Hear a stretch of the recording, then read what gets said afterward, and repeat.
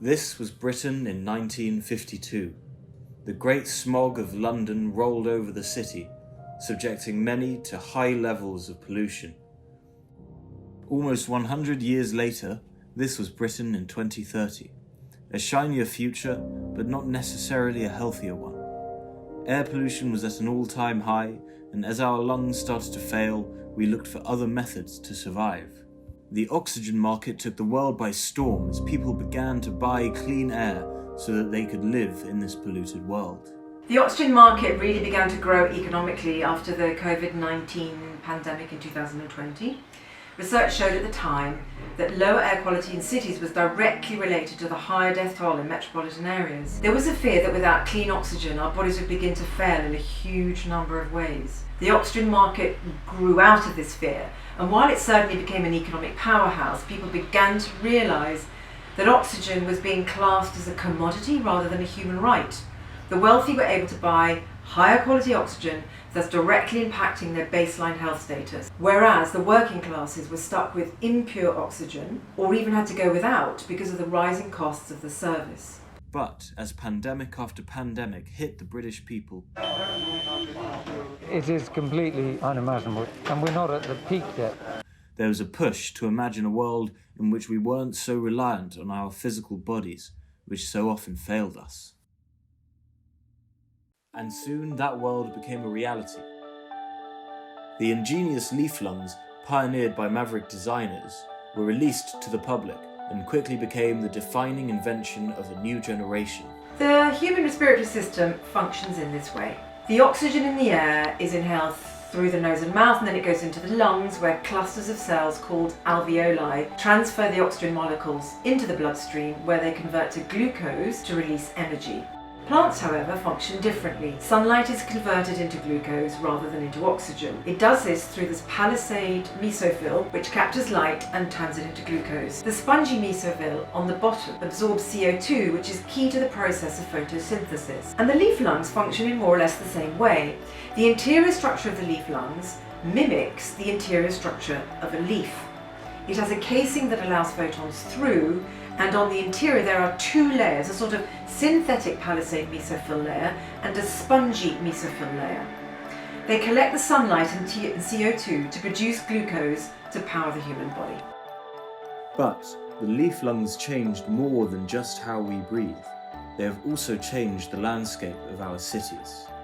The city was way more grey, and most people just stayed inside all day, and there were loads of houses everywhere. It was super built up.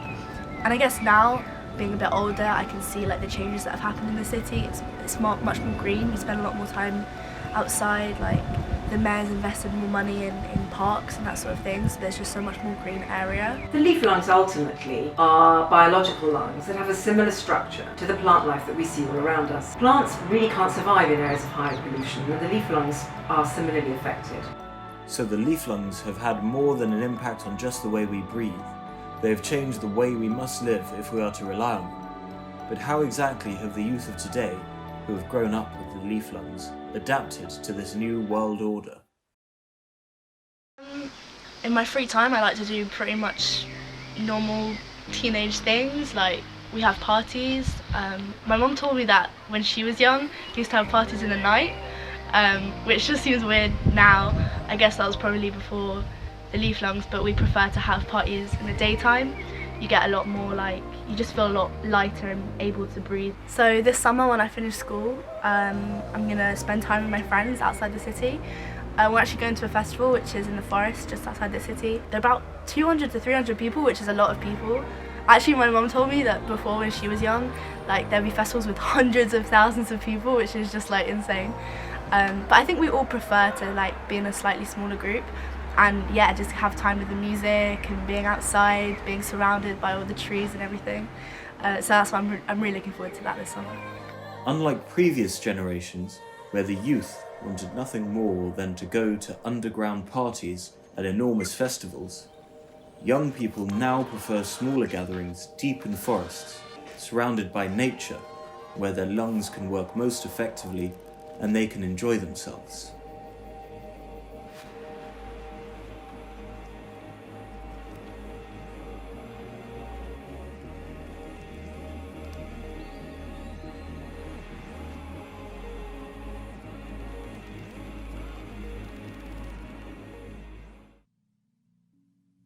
But big questions are still being raised about these leaf lungs. What are they doing to our bodies in the long term? And is their competition with the oxygen market a great equaliser, or the destruction of hundreds of jobs and livelihoods? I was made redundant. By October, I had nothing left.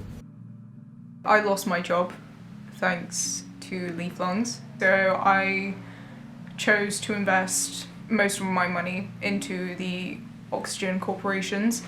And then when leaf lungs began to rise, the government invested a lot of money into it because it was sustainable. And I pretty much lost every penny I had. Your every waking moment is worrying about where your next meal is going to come from. Where's your next meal going to come from? Who knows? And the argument against the leaf lungs isn't just economical. Some people believe the leaf lungs are an infringement on their individual freedoms. I don't wear leaf lungs because I'm a huge believer in freedom of choice. I choose what I want to do with my body. Think of all of the things that could be wrong with leaf lungs, and we would have no idea. For at least 60 years, any invention that needs humans or affects humans in some way has to be tested. This is only the beginning for the invention that has changed our lives so much. And how will the leaf culture continue throughout the latter half of the 21st century? Well, that's something we will have to discover at a later date. But for now, this has been A Window into Modern Britain, Spotlight on Leaf Culture.